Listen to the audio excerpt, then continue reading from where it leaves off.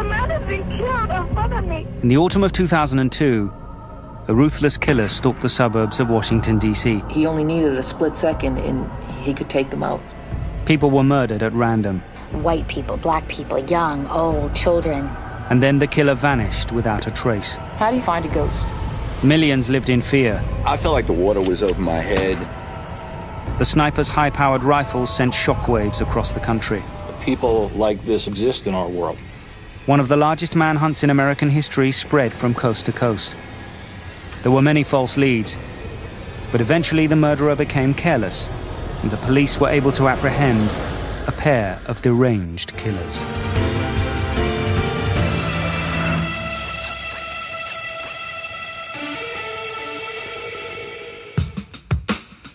Montgomery County lies just north of Washington, D.C., in the state of Maryland. The capital of the United States has had a reputation for violent crime. But its suburbs are affluent, calm, safe places to raise kids. In 2002, the tranquility of the suburbs was shattered by the blast of a sniper's gun. It all began on October the 2nd at the Glenmont Shopping Center.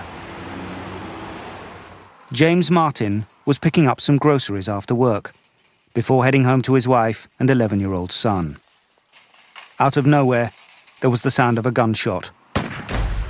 A shopper in the car park heard an unsettling groan.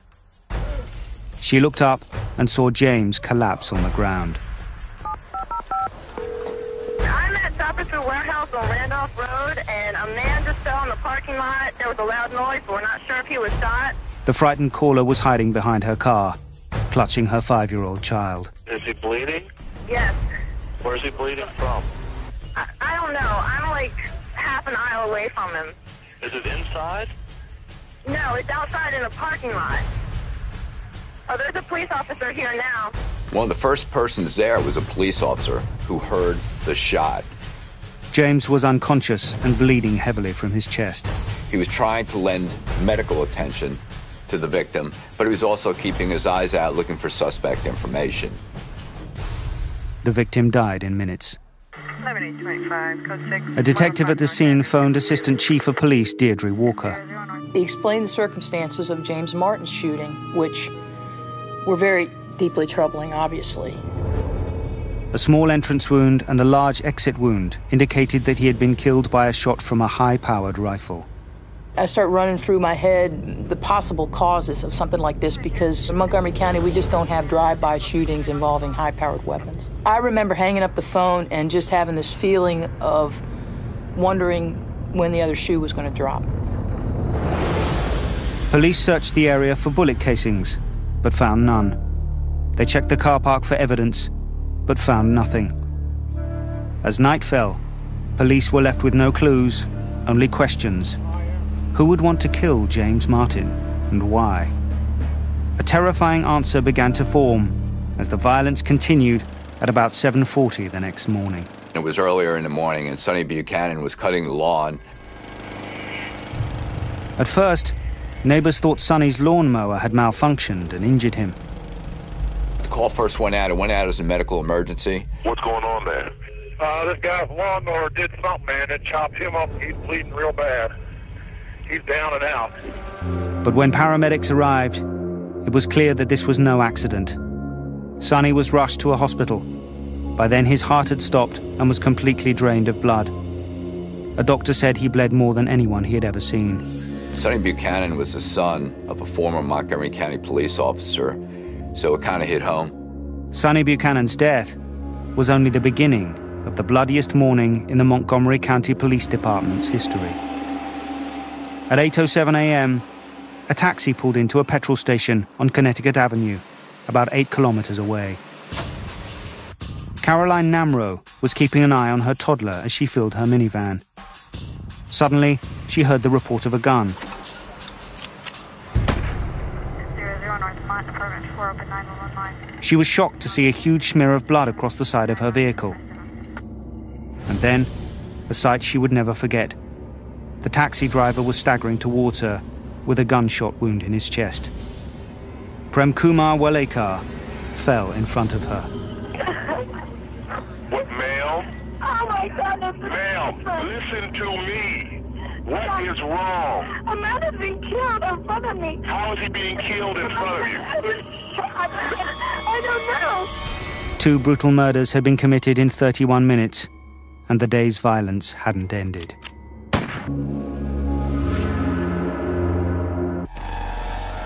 Around breakfast time on October the 3rd, 2002, 2 men were shot dead in the normally peaceful suburbs just north of Washington, D.C. Each of them had been hit by a single bullet from a high-powered rifle. A few minutes later, the killer struck again. Sarah Ramos had been waiting for a ride outside a senior housing complex called Leisure World. She had moved to the US from El Salvador in Central America. There she'd been a law student, but in the States, she made ends meet by cleaning houses. Fire an ambulance. Yes, I need the ambulance, please. Eyewitness accounts only added to the confusion. A girl just shot herself. She just shot herself. We got a possible 1056 at Leisurewood. Please advise. It was the 3rd brutal murder in less than an hour. It came out as a possible suicide, and that I knew instantly it wasn't. I don't see a weapon. You don't see the weapon? No. This time, police found the bullet that had shattered Sarah's skull.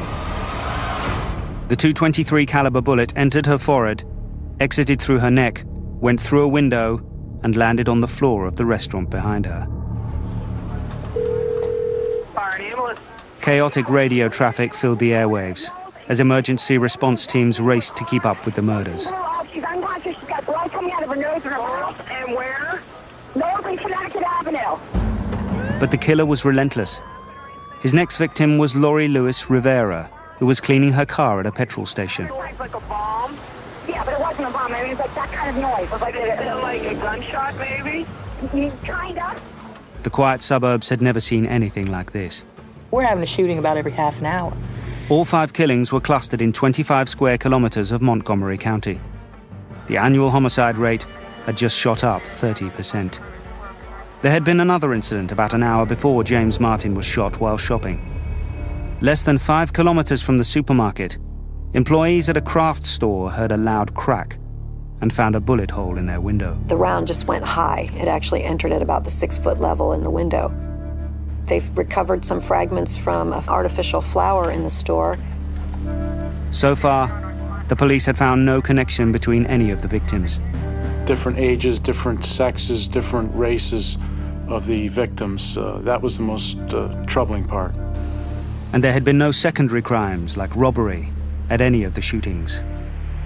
We knew we had to counter this threat, and we knew we had to do it immediately. A sniper, or possibly a team of snipers, was stalking the people of Montgomery County. So right away, we had to put all our assets out. We had to put them out immediately, and we had to go with a quick plan. SWAT teams were deployed throughout the area. We were going to engage this guy, that he was pulling us along, and we were going to end up in a hot confrontation with him. While police marksmen waited for a possible shootout, other snipers helped with the investigation. We sent out our trained snipers to go to each location to come back and report what they believe happened in these locations. The locations were all in public places.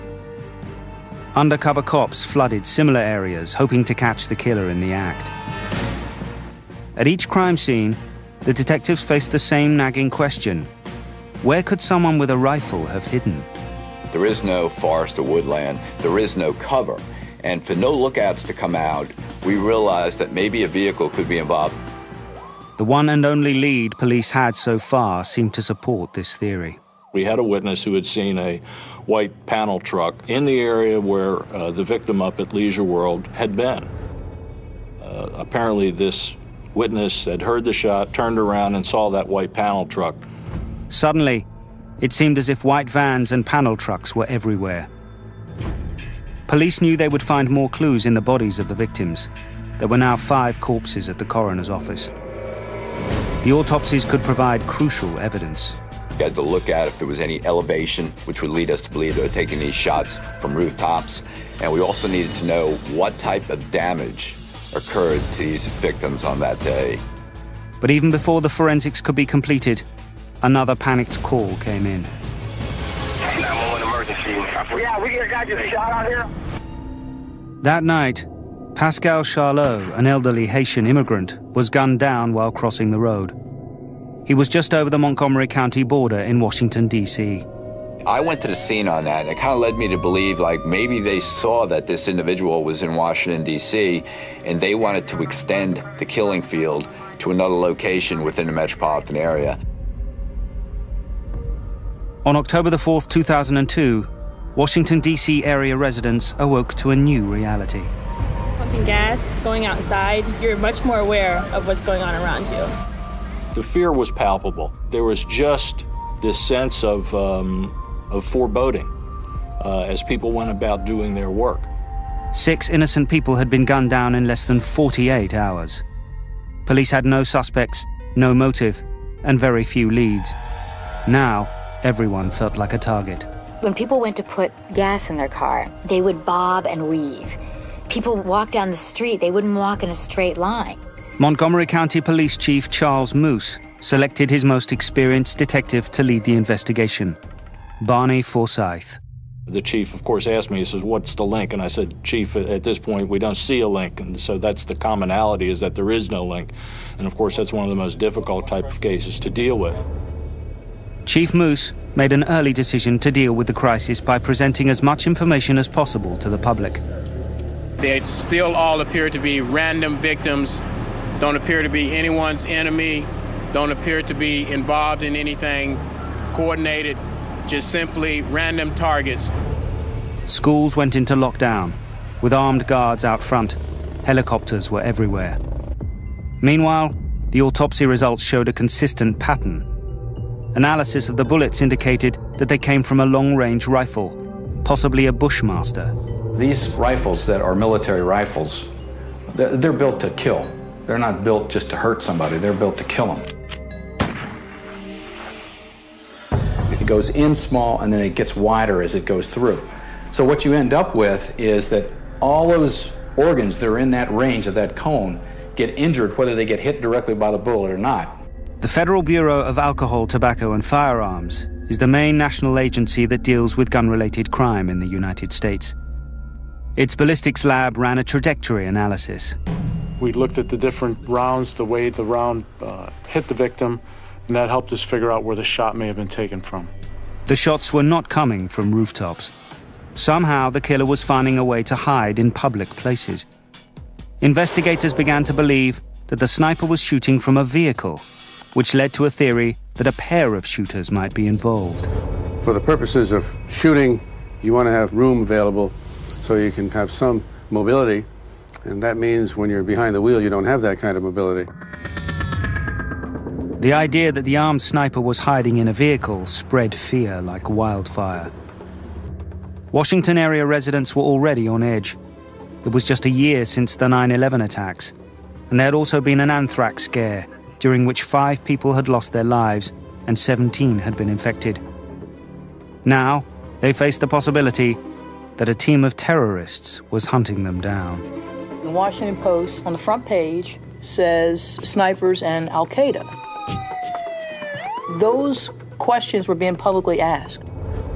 On the afternoon of October the 4th, the sniper changed tactics. He moved south of Washington. Stop 911, what's your emergency? We've had a lady shot in our parking lot. This is Michael's in Fredericksburg. Caroline Sewell was gunned down in Virginia as she loaded craft supplies into her minivan.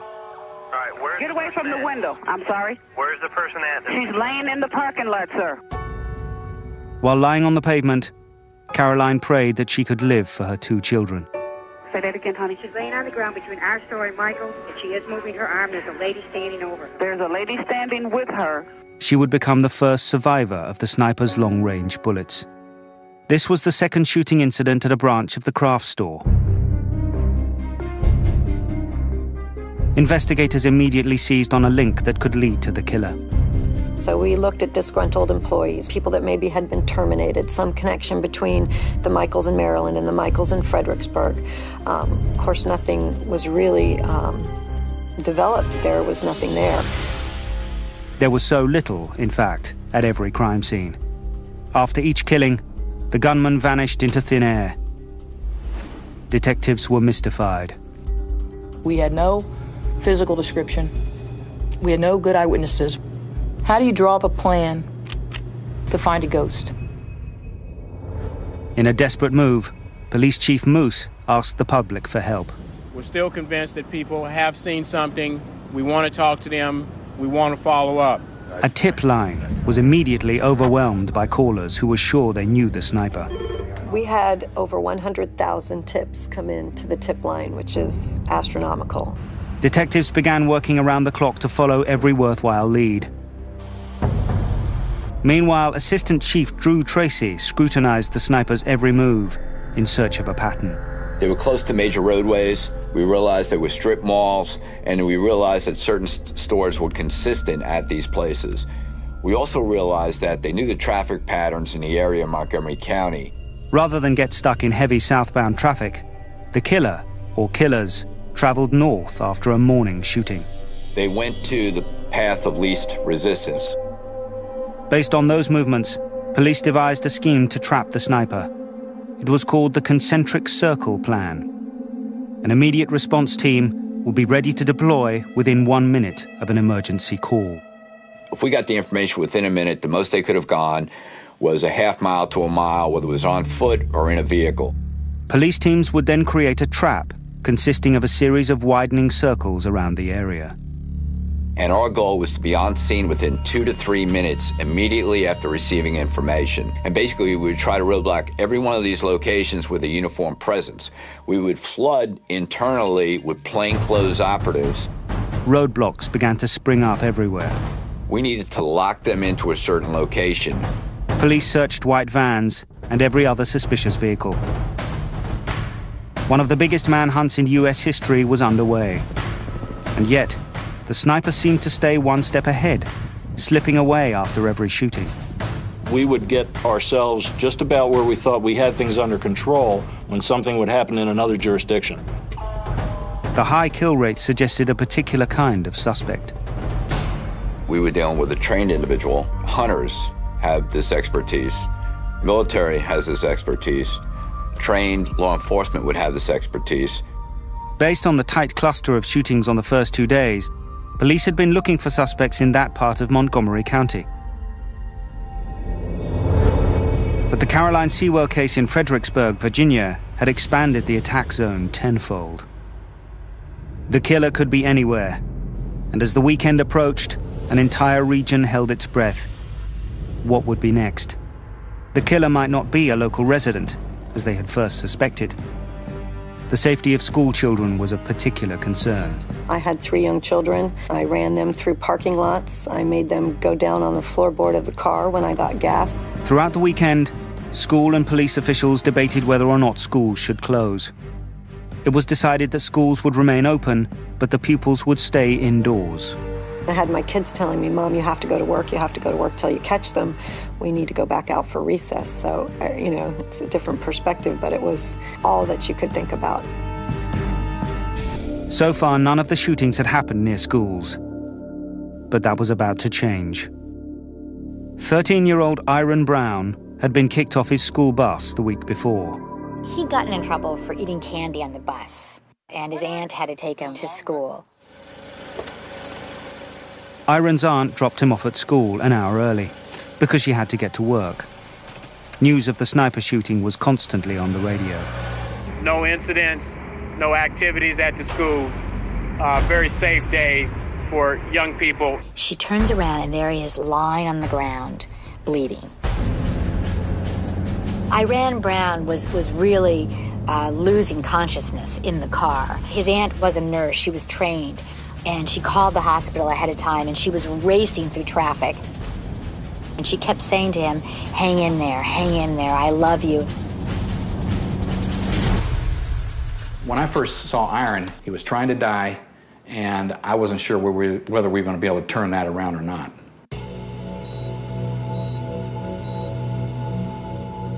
This is our home. This is our community. We took an oath to protect and serve. And these guys come in and make a mockery. There, you see the looks of people out here. It's just uncontrolled fear right now. Once that child had been shot in our neighboring county of Prince George's, It was like things had escalated, and as bad as they were, and we didn't think they could get much worse, they did get worse. We truthfully are a bit nervous about just standing still. Like now, I'm standing here with you, and you know, I'm kind of looking around because I'm thinking, really, should I stand here? I mean, I've got a car behind me and a building over behind you, and so there is some protection, if you will, but again, you don't know. Nobody was safe, and I think people had a pretty good grasp of that. I mean, you're supposed to feel safe when you're right in front of the school. And somebody gets shot, and you gotta get rushed to the hospital. It's kind of scary. This is just unbelievable. And there's no sense you can put to this. I mean, it's just a random act of violence in the most serene neighborhood you can possibly have. We were pressed more and more. In fact, my own wife started to not believe me, saying, you know, are our kids safe? And I couldn't answer that because I didn't know.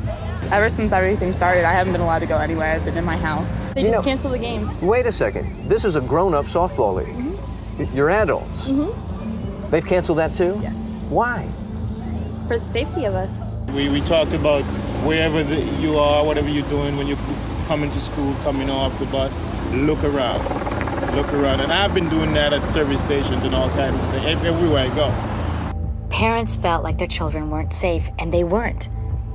No one knew who would be shot next. No, they generally take the bus right in front of the door, but since the sniper is around, we don't know what's going on. I have to take them to school myself. Well, we have to go on. We can't keep our kids away from their education just because of this. Because we all need fresh air and the shades are down. And I'd go to my friend's house, but really I'm not allowed outside anymore. Hopefully, this craziness stops today. Knowing the full effect of these events on the community he had vowed to protect, the pressure began to mount for Chief Moose. Stepping over the line, shooting a kid. I guess it's getting to be really, really personal now. Many were startled to see the police chief cry, but those close to the investigation understood. The police felt as though they were failing the community, as they were unable to stop this elusive and ruthless killer.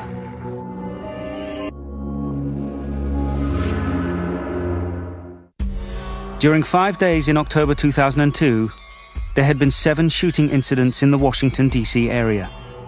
They had all involved a single round from a high-powered rifle. The local police force seemed unable to put a stop to the shooting spree. However, the FBI brought in greater resources to search for the serial killer. A $200,000 reward was offered for information leading to an arrest. Back at the scene of schoolboy Aaron Brown's shooting, investigators undertook a forensic walk, stepping slowly, shoulder to shoulder, through the area. And 2 of them discovered what they thought looked like a flattened out area in the shrubs where maybe somebody had been laying, and they pursued that area much more intensely and with a metal rake found the shell casing. They also found a pen barrel with the ink cartridge removed. It was sent to a forensic lab to check it for DNA. But the biggest find of the day was a mysterious tarot card. And it said, "For you, Mr. Police, code, call me God, do not release to the press." So they were using the code, call me God. It was almost like a calling card saying that it's us again and we did it. At that point in time, they did not ask for anything, and that's a scary situation. The suspects made it very clear that they did not want the media notified with regard to this. The task force wanted to honor the killer's request in order to establish communication, but the media were everywhere. No secret was safe. Police were determined to keep the tarot card evidence away from the press. The next day, the tarot card information was leaked, and it pretty much made the front page of the Washington Post. This is the kind of reporting that, while I understand wanting to get a big story, can be very devastating to a case. While the investigation seemed stalled, there was a spot of good news. We have been taking care of a young man. Aaron Brown, the 13-year-old shot at school that morning, was going to live. Shell casings from his shooting strongly suggested that a Bushmaster rifle had been used, a weapon that could be lethal in the hands of somebody with little training. Thank you, Chief. Sorry to keep everyone waiting tonight. I talked about that you don't have to have a military training or be an expert marksman with this gun. The investigators had to be careful about information released to the media. At one stage, Mike Bouchard had noted that all the victims had been shot in the torso. Dean Myers was a civil engineer who had been decorated for service in Vietnam. He was on his way from Virginia to Maryland. He was leaving work, and he just stopped to get gas because he had a long ride home back to Gaithersburg. And he got out of the car, and he's pumping gas. A .223 caliber bullet ripped through his skull. It was October the 9th. If you get a bullet wound like that to the head, it doesn't matter what you do, you're dead. There's nothing we can do. 2 days later, Ken Bridges was killed, also at a petrol station in Virginia. On October the 14th, the sniper struck again in Virginia. Ted and Linda Franklin had just bought some shelves and were loading them into their vehicle.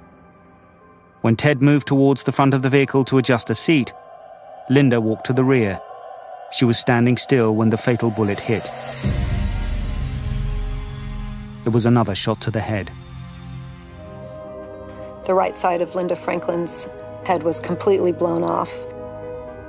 She was the 11th victim of the DC sniper. And we felt with each new one that we weren't being successful at doing our job and protecting this community. But at this shooting, a witness came forward. Now, that was the first good information we had of a possible suspect, as well as a good descriptor of a vehicle. Sort of a cream or white in color Chevy van. Matthew Dowdy said he was walking out of the hardware store when he saw the killer.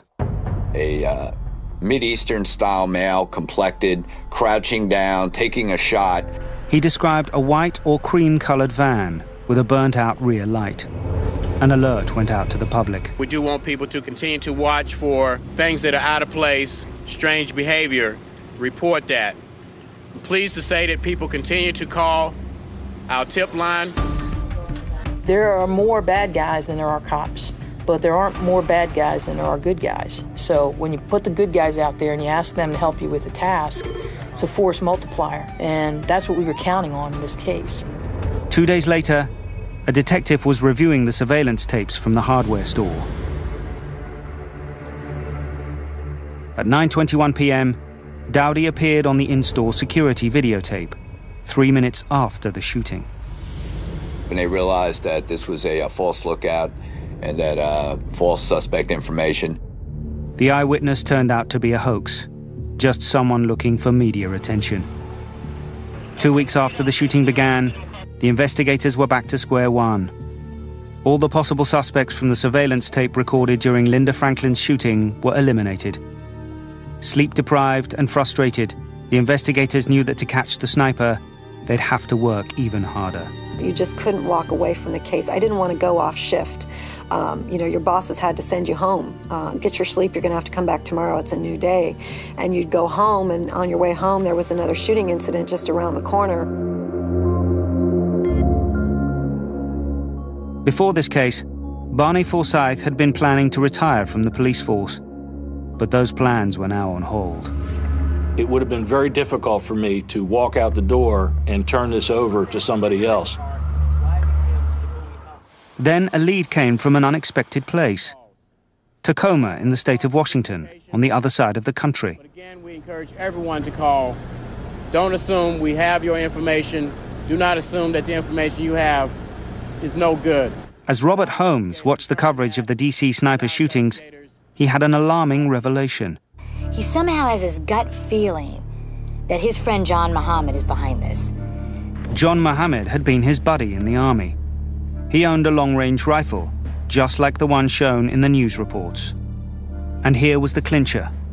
John had an estranged wife who had taken custody of their children and moved to the Washington, D.C. area.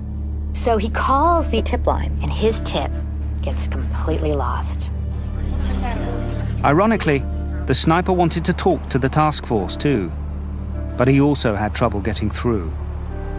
Brackville City Police, love calls to signs recorded. Good morning. Don't say anything, just listen.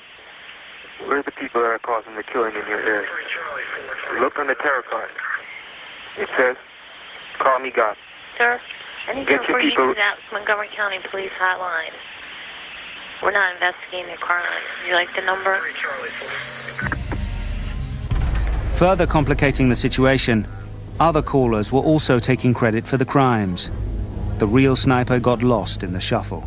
They got desperate for law enforcement to accept that they were the killers when they called, so they brought up a shooting in Montgomery, Alabama, and asked us to look into that shooting.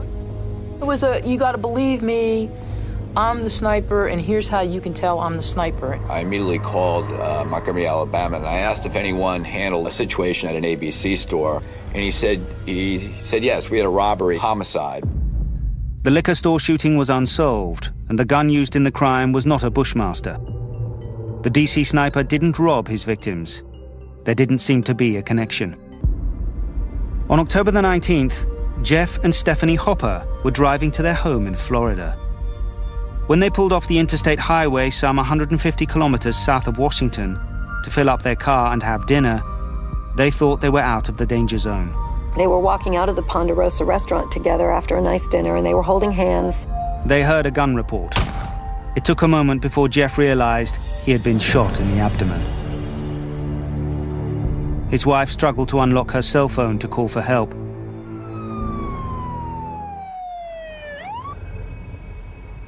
It took 5 operations over 18 days to save Jeff's life.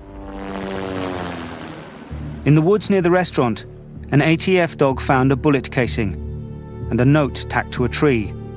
The note was tucked inside a Ziploc bag. But the sniper left vital evidence. There was DNA on the Ziploc bag that the note was contained in. It's actually one of the ways in which law enforcement can pick up DNA is with the Ziploc mechanism that draws the DNA from the fingers as you do that.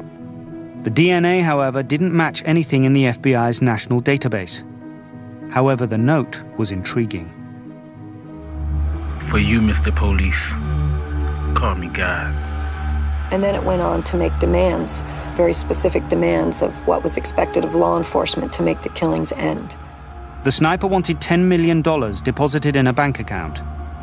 Once I heard that they were looking for really an exorbitant amount of money, I really felt very confident that we were going to get them. The sniper also wrote that at 6 a.m. he would call the restaurant where Jeffrey Hopper had been shot. We missed the time cutoff because of the DNA analysis. So Chief Moose went out with a very specific communication in a press conference following the discovery of what was on the note. To the person who left us a message at the Ponderosa last night, we do want to talk to you. Call us at the number you provided. Thank you. On the morning of October the 21st, the call came. Finally, the police and the sniper were in direct contact.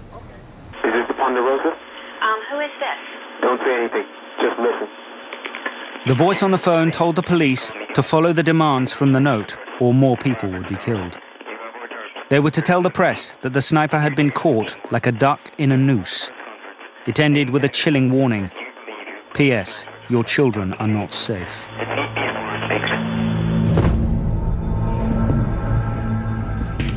The call was tracked to a petrol station. 33 minutes later, 2 men were arrested. One was driving a white panel truck. But these men were simply 2 illegal immigrants near the phone at the wrong time. The task force regrouped and focused on the strange wording in the sniper's last message. You caught the sniper like a duck in a noose. We didn't know what that meant when we first read it. We all looked at each other cross-eyed and didn't know what those words meant. The sniper's note mentioned the Alabama shooting once again. A second call to Montgomery revealed more information. A magazine had been dropped at the crime scene. It had a fingerprint on it, but local officials said they had not processed the print. The magazine was immediately flown to Washington. And lo and behold, the fingerprint matches Lee Boyd Malvo. Lee Boyd Malvo was a 17-year-old from Jamaica. He had been fingerprinted by immigration officials in Bellingham, Washington. So that gave us basically an individual and a face to a fingerprint. Police were convinced that the teenager had an accomplice. If we could just have 24 hours with this information before the media gets a hold of it, that we could catch them. But if this were to leak, they would be in the wind, and probably not surface for a very long time. Just as police felt they were hot on their trail, the snipers struck again. They came back and they hit us once again in the heart of Montgomery County on October 22nd. Conrad Johnson, a bus driver, was the next victim. He was shot and killed as he was at the front steps of his bus, ready to do his route. At the scene, a new message had been tacked to a tree. Your incompetence has cost you another life. The police were determined to turn this incompetence into an arrest. They had a fingerprint, a photograph, and a name: Lee Boyd Malvo. He was born in Jamaica. An immigration report revealed a custody battle between his mother and a man named John Muhammad. Muhammad had helped Malvo and his mother enter the United States illegally from the Caribbean. John Muhammad and Lee Malvo became friends, often passing themselves off as father and son. In Tacoma, FBI agents played the tapes of the sniper for Muhammad's friend, Robert Holmes.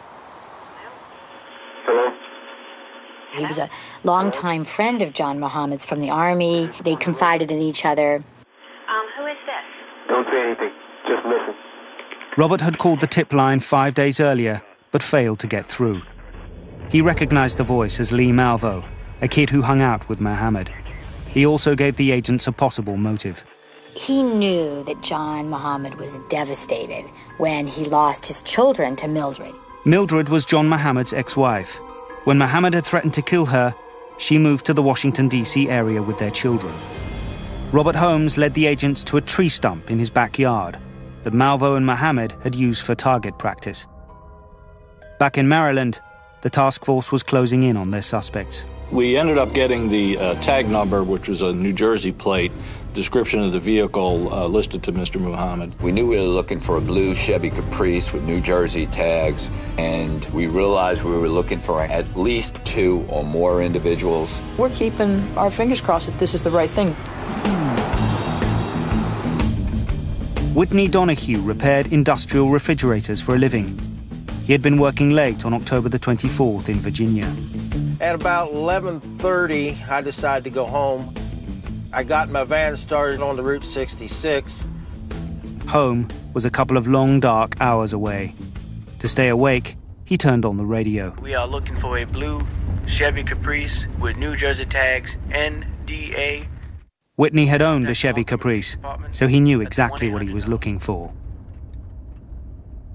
I started scanning the cars as I went in towards the Beltway, and then I got on Route 70 and decided to stop at the rest area on South Mountain. And as I turned in, I seen the Caprice. It was dark blue, and then as I came on in, I could see the front tag, and it was what I had written down, and I pulled in right directly across in front of them, picked up my cell phone, and called 911. The noose was about to tighten around the necks of what were now a pair of sitting ducks.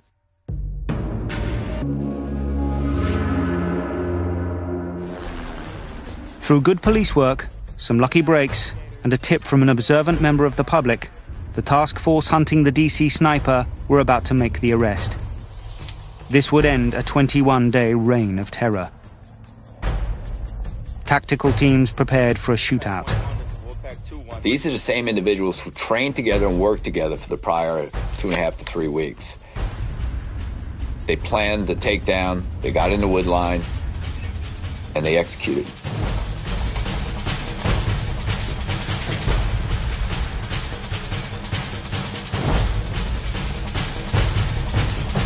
I remember looking down at Malvo and seeing beads of sweat on his forehead, and this is October, it was cool, and he didn't say a word. And I looked down, walked over to John Muhammad, and I saw his face. He was angry. It was a quick operation, and everybody knew we had them, and everybody was relieved, and everybody was glad it was over. I was extremely tired, both physically and psychologically. But as exhausted as he was, there was one thing Barney Forsyth had to do. I stopped actually by the school where my wife Marcia works, called her out of her classroom and put my arms around her. I said, "We got him." And I I said, you can't tell anybody right now because it hadn't been released, but we got him.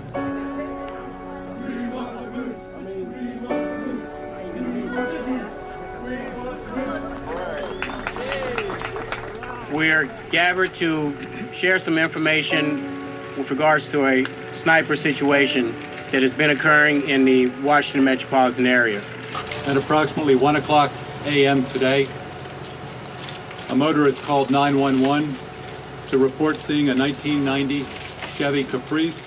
And I was home at the time watching the news, and my kids were there, and they were, jumping up and down. Does this mean we're going to have recess again? We can at least say that there's some family that's going to be together tonight because we've got it done. For several days, Lee Boyd Malvo remained silent. But finally, Detective June Boyle got him to talk.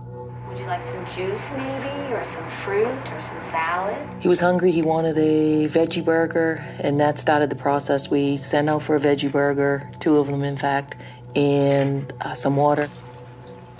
Once he started eating and talking, everything just flowed pretty well. Malvo told her that he would fast before killing because it improved his aim. He just was bragging about how they had planned to do 5 killings in one day. He said because he knew the police couldn't handle it. He gave details of each killing. In the Franklin shooting, he said he aimed at Ted Franklin first. And Linda Franklin moved to the back of the car. He said it only took him 2 seconds. He locked onto her and shot her. He pointed to his head, laughed about it, said it was a great shot. Malvo began to open up slowly, revealing information about his relationship with John Allen Muhammad. He referred to Muhammad as sometimes his best friend, sometimes his father, but they were very tight. Everything they did together.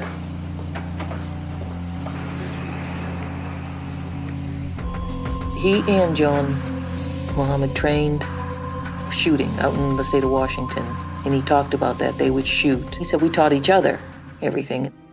Today, many investigators believe the killing spree was a twisted plot by John Muhammad to kill his ex-wife and get his children back. I think it's very plausible that he intended to kill her and make her one of the random victims. John Muhammad had hatred. He was involved, I think when they finally put it all together at the end, there was between 24 and 26 shootings throughout this nation that were involved by both of these individuals. He taught hatred to Lee Boyd Malvo. In 2004, John Allen Muhammad was sentenced to death by a Virginia court. He is appealing that verdict. 17-year-old Lee Boyd Malvo received a life sentence. 2 years later, a Maryland court sentenced each of them to 6 consecutive life terms.